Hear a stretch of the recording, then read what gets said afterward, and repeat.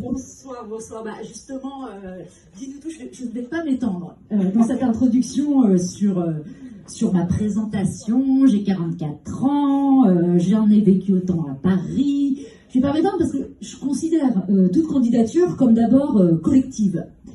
Vous pouvez néanmoins, parce que je tiens aussi évidemment à ce que vous puissiez savoir qui je suis exactement, trouver plein d'informations sur le site qu'on a créé avec l'équipe pour cette campagne, sur le site alicecoffin.fr, c'est pas trop compliqué à retenir, et là-dessus vous aurez vraiment beaucoup d'infos.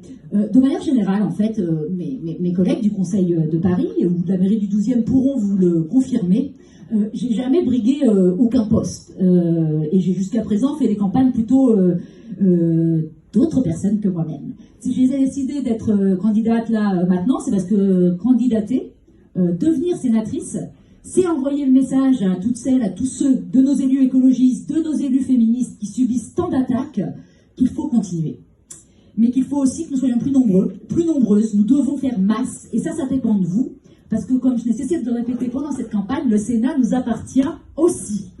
Je voudrais surtout dans cette introduction vous alerter sur trois constats. Trois constats tirés de mon expérience d'élue parisienne et écologiste, où se mêlent trois thématiques. Les médias, l'écologie, l'extrême droite. Premier constat, le monde politique et médiatique est gangrené par les fake news, et elles visent particulièrement le discours écologiste. C'est pas du tout anodin que des climatologues aient saisi le CSA il y a quelque temps contre ces news pour discours climato-sceptiques. Ces news, c'est quoi ? Ces news, c'est la chaîne de Vincent Bolloré, celui qui a donné une émission quotidienne à Éric Zemmour, et celui qui provoque aussi de nombreux écocides sur cette planète. Deuxième constat, nous sommes dans un moment où les attaques sont puissantes pour décrédibiliser et délégitimer la parole écologiste.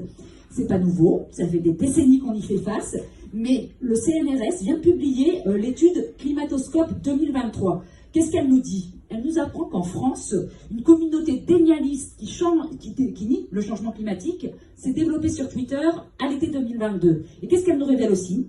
Que parmi cette sphère dénialiste et anti-écolo, il y a de nombreux comptes d'extrême droite. Troisième constat, nous sommes dans un moment où les militants et militantes écologistes sont criminalisés et assassinés. Là encore, la répression contre les militants de l'environnement n'est pas nouvelle. De la répression de la ZAD de Notre-Dame-des-Landes à celle qui a visé les opposants au projet d'enfouissement des déchets nucléaires, et de la mort de Rémi Fraisse par une grenade policière aux 1700, je pèse le nombre, 1700 activistes écologistes assassinés sur cette planète durant la dernière décennie.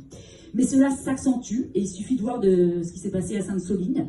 Et je salue d'ailleurs les soulèvements de la Terre qui tiennent meeting ce soir. Et là encore, il y a un lien avec l'extrême droite, parce que Gérald Darmanin, qui a voulu dissoudre ce mouvement, il a voulu le faire comme avant. Il a dissous des associations antiracistes. Alors on connaît très bien ces attaques au Conseil de Paris, avec l'opposition de la droite aux subventions pour Alternativa ou pour l'Académie du climat. Et je pense qu'il est temps de protéger nos militantes et militantes activistes. Ça sera l'objet de la proposition de loi. À tout de suite.